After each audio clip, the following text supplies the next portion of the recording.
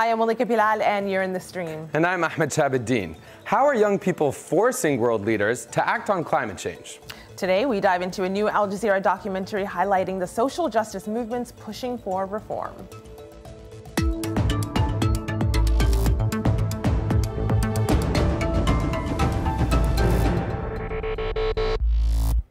UN Secretary General Antonio Guterres says the world is facing a climate emergency. And with political will to respond to the problem fading, there's a growing movement of young people fighting to address the inaction. Earthrise explores the impact these movements are having in a new episode now airing on Al Jazeera. The Earth is at tipping point. Scientists are telling us right now that we have just 12 years. As the world's leaders fail to agree upon a solution, people are taking matters into their own hands.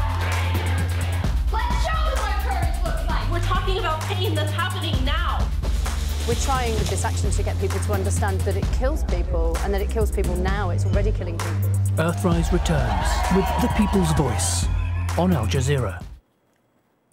Joining us to talk about the film and the movements making a difference, in Doha, Amanda Burrell. She's a documentary filmmaker and the executive producer of Earthrise.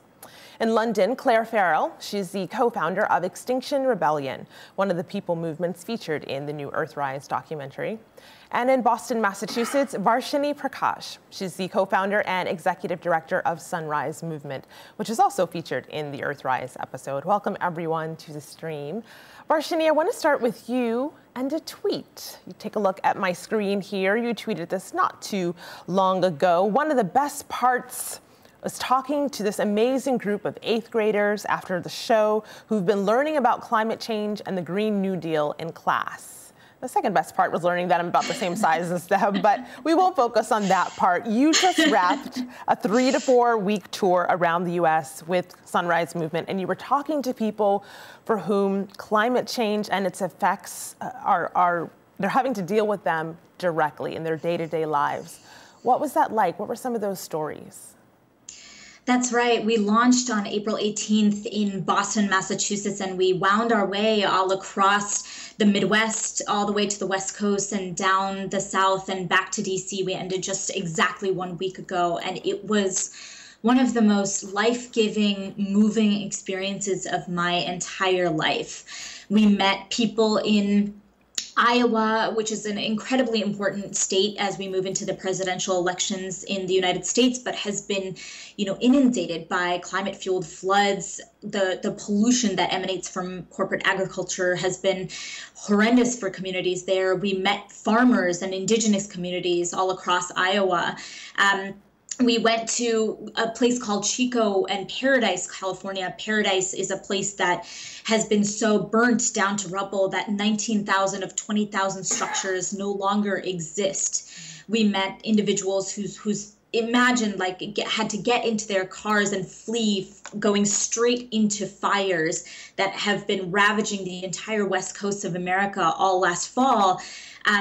And to hear these stories was just harrowing and made us realize that we knew it, but to see and meet these people who understand that climate change is occurring in this instant. It is not 30, 40, 50 years into the future. People are dying right now. And one of the most striking things, aside from what you just told us, which is pretty striking in itself, laying out those examples there, is the people that you've managed to get involved, to care about this, people who are directly affected. So I want to play a clip from the documentary. Our journalist Laurel Chor traveled to Boston to see how young people are powering an organization, the Sunrise Movement. Have a look. A lot of people I know that climate change is an issue. That's not the debate. The debate is how willing they are to get involved. I think a lot of young people don't feel like they have the power at all to make any change. If we actually come together, we totally can change so many things. I thought I was coming into a meeting, and it's really a lot more than that. There's energy. They're engaged. You feel the sense of urgency. It's not a distant, vague reality for them. This is their future, and you can feel that here. So Amanda, looking from the outside in, as the executive producer of this documentary series, what did you make of Sunrise Movement? What shocked you? What was the most surprising of it for you? I mean, I think the shock is where we are today with the situation facing the planet. I mean, it's the extremes that we're facing, as Varshini has very clearly spells out, just from looking at the United States itself. We've never seen them before. But what was particularly inspiring about Sunrise is the wave of young people who are rising to meet the challenge and are not putting up with that, are standing up, making their voices heard, and not only are making a noise about it, but are also putting pressure from within the political system, on the political system, to make sure that politicians, Democrat politicians, come along with them and take up the cause to push for an economy based on renewable energy, which is what we need to move towards. Mm-hmm. So, I mean, I think Sunrise movements are a particularly good example of a general sort of wave of energy that's happening at the moment around the world. And the school climate strikes are a particularly good example of young people, 1.4 million people, children, taking to the streets to demand change. And the Sunrise movement was a very good example of that energy, that determination, that passion, and also one which is really making a difference on the political scene. Mm. And Claire, I know that you're part of the group that is making that difference. I'm just curious. We have a tweet from Magdi Mukhtar outlining kind of one of the challenges, the hurdles, if you will, saying greed is what is stopping us from dealing with this serious issue. We have the knowledge and the technology to harness enough clean, renewable energy and stop the use of fossil fuels altogether. This means the end of petrodollars. And then another tweet I'm going to switch to quickly here, saying governments have the resources to create awareness about climate change. They have the power to enforce climate change mitigation policies, but unfortunately most of them are inept. And they say they're definitely guilty as charged. Now, I know so much of these different movements is about pressuring governments, particularly politicians who might be reluctant, to do what people are doing on the ground all across the world, especially youth. What do you make of that greed, and is that really a hurdle? I mean, where do you get your motivation? Well, I think this sort of assertion that people are inherently greedy is a massive problem for us right now, and of course the sort of Ayn Rand neoliberal selfishness as a virtue kind of age of our times is extremely problematic, because I think a lot of the problems are not just political, not just science, but also they're cultural problems, right? And we need to realise our collective agency. So hopefully this is something that grassroots movements inherently will naturally do in bringing people together, because we really need to act together. And on the government's not giving the public the information that they deserve. I think in this country, what I've found the most shocking is not just that the government aren't educating the public, but there are many members of our political system who I've encountered who definitely don't really understand the science very well themselves. And that to me is a great problem, that there's no official policy within Westminster that's set up. There's no official space set up to educate politicians on this matter. It's kind of, they get some reports, but it's up to them whether or not they actually know the facts, right? So that's a big problem, because I've spoken to my and I think she talked about zero emissions flying when I complained about the expansion of an airport, so this is what we're dealing with. Varshini? And I think one thing that really deserves to be underscored here is that we do have everything that we need except for political will. And there were reports that came out showing the way that we have the technological pathways, we have the technology. It's not going to be some sort of new age technocratic solution that's going to solve all of our problems on this issue. We have, at least in the United States, and I'm the U.S. lags far behind globally, so I'm sure this is true all over the world. We have the public support amongst the majority of Americans, both conservatives and liberals, or however you identify. People want the government to take action on this issue. So to say that it's not is simply false, and what is lacking are the politicians frankly, on both sides of the political aisle in the United States.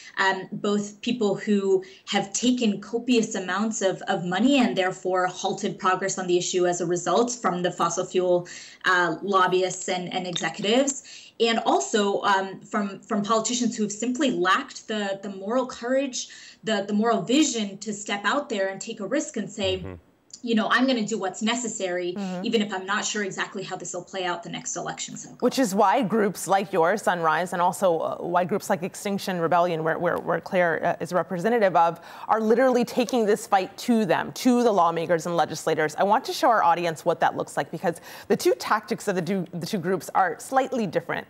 Now, Extinction Rebellions, some might say, are a little bit more disruptive, a little bit more drastic to ensure that their voices are heard. So I want you to have a listen to the training that some members go through. Can we have an activist who is willing to be arrested and carried off to a police van in the middle? Can. You're willing to get arrested, but you're not going to make it easy for them. Members are trained to go limp as soon as they are touched. All right, well, it's pretty clear. We're gonna arrest you now. So it would take as many as 5 police officers to remove a single activist. By maximising the number of arrests, XR believe they can create publicity and a groundswell of support. So this is what it looked like in practice. This is what it looks like when it comes to the real thing. You can see this tweet here, Extinction Rebellion Derby. This is a die-in. This was tweeted on May 18th. And you can see people declaring a climate emergency. Contact your counselor to ask them to support that idea. And you see what the die-in actually looks like. But this isn't the only tactic. So I want to share with our audience video of a few more of your tactics. This via Facebook and warning for our guests or our audience members who are a bit squeamish. This might look drastic, so take a look at this. This is Blood of Our Children, live stream 1. And this was an event that happened on Downing Street, not far from the Prime Minister's office in the UK in London. And you can see the fake blood spread across the street there. I'll pause it there, and you see another event that happened in Paris, and this was just about a week ago. Extinction Rebellion France posted this on Facebook. So Claire, talk to us about these tactics, and do they work? What is the reaction that you get from politicians and from average everyday people? Well, the blood events were, the original one that we set up was called the Blood of Our Children, and the idea was to make a lot of fake blood, which was eco-friendly, by the way. And safe for the children who put their hands in it on the pavement and stuff, and to try to represent the kind of visceral reality of committing to the deaths of millions of people, which is precisely what politicians are doing when they choose to fail people to act on this topic. I think there are several things going on when you have a kind of a strategy which is based around civil disobedience. The idea is that you are not you are in rebellion, or you are declaring the social contract to be null and void. Therefore, you're entitled as a citizen to peacefully break laws without harming anybody, in order to make your voice heard. And if you're willing to be arrested and lose your liberty, then that arguably gains you a level of sympathy, because people will see how serious you are, basically. So we have a range of activists who are willing to take part in these actions, some willing to be arrested, some willing to face prison sentences. And I know a few people who engaged in disrupting trains who are in a court in front of a jury on Thursday. They've been on quite serious bail conditions for their actions.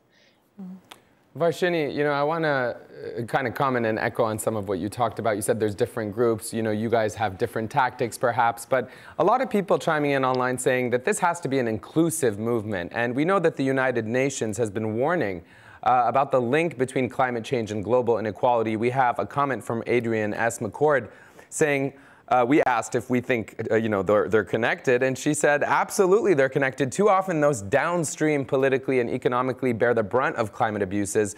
There's a privilege to live where renewable, affordable options exist, not to mention the lack of investment in women and sustainable producers.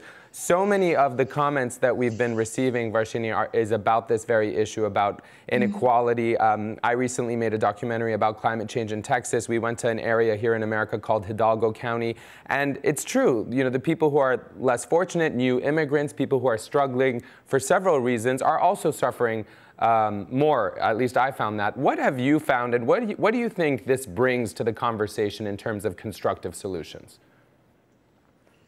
No, that's exactly right. And I think, I mean, this was so apparent on our tour as well. When we went to Paradise, California, I was talking with one of the young people there who had lost her community, and she was sharing how the community had been very poor and working class to begin with. And then when disaster struck, many of those people, 6-8 months out from when the fires hit, were lucky to receive trailers to live in.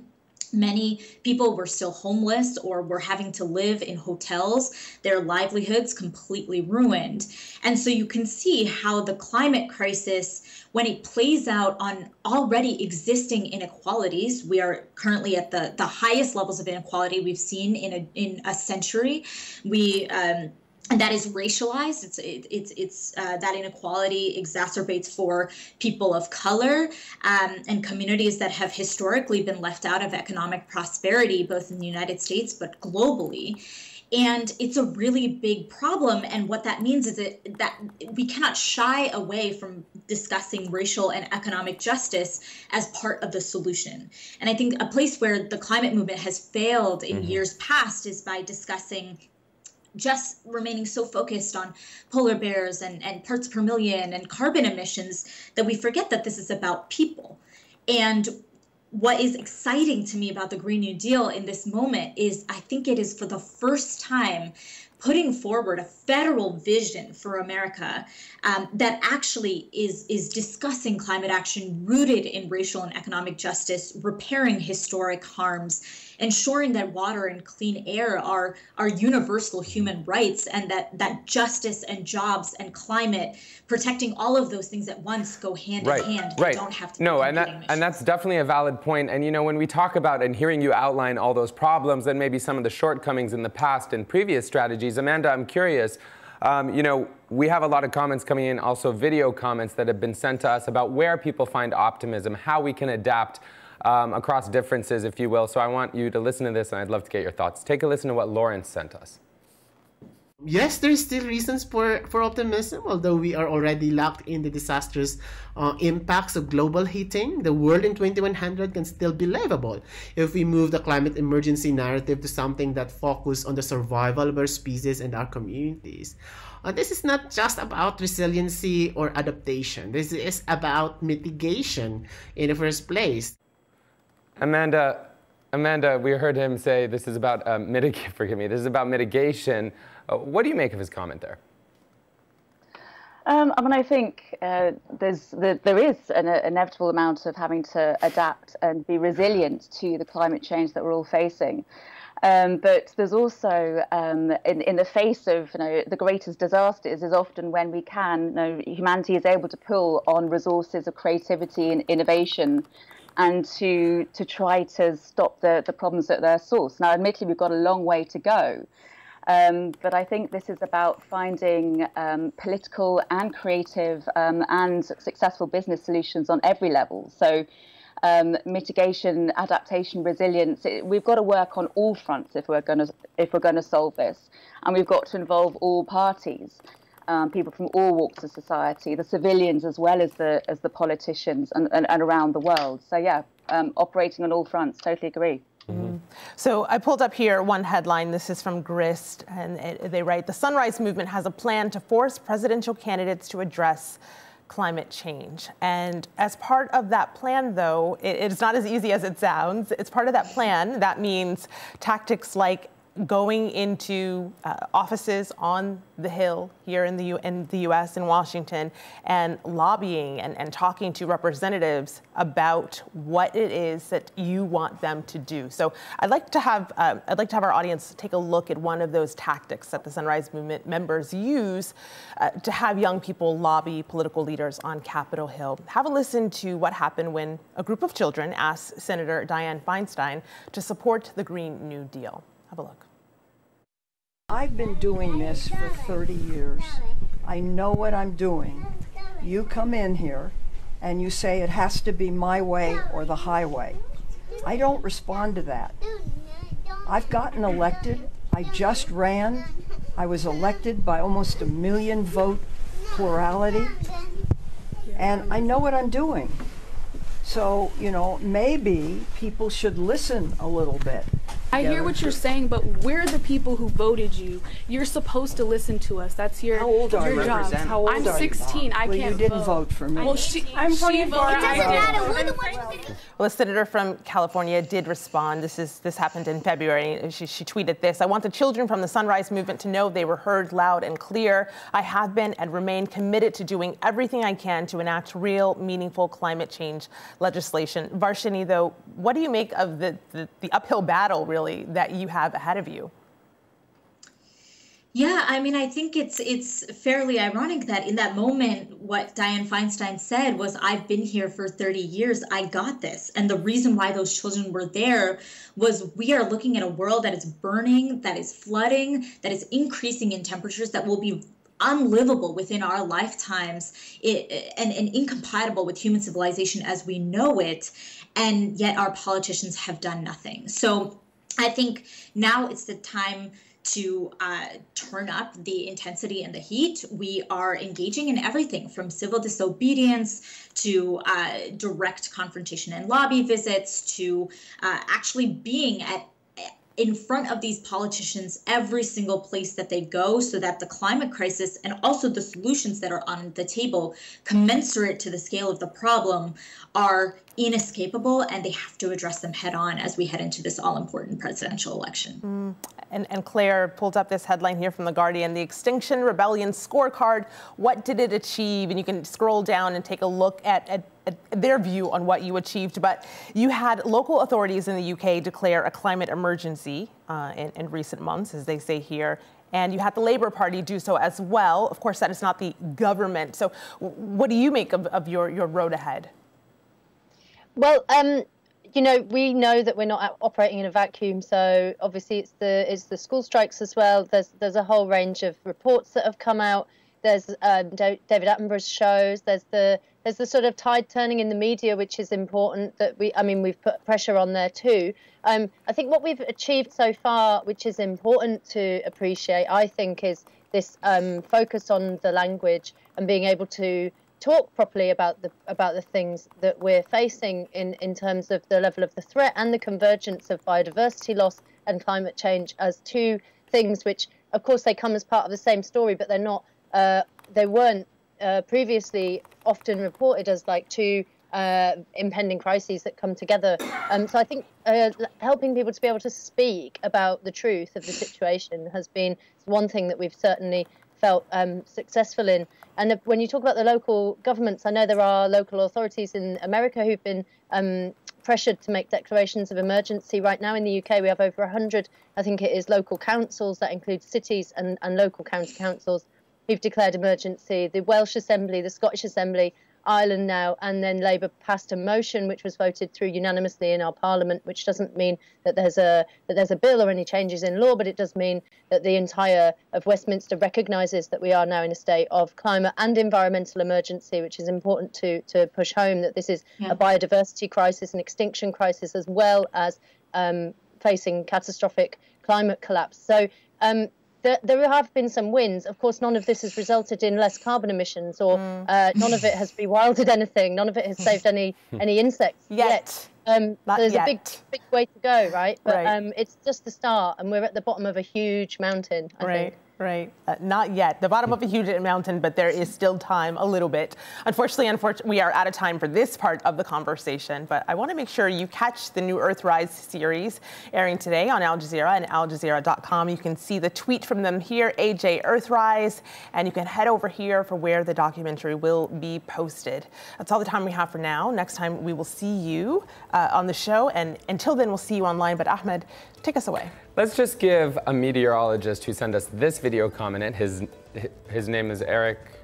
We're actually out of time, unfortunately, as Malika just said, so you'll have to wait till next time, or you can catch Eric's video comment online. We'll tweet that out. Thanks for joining us here at AJ Stream.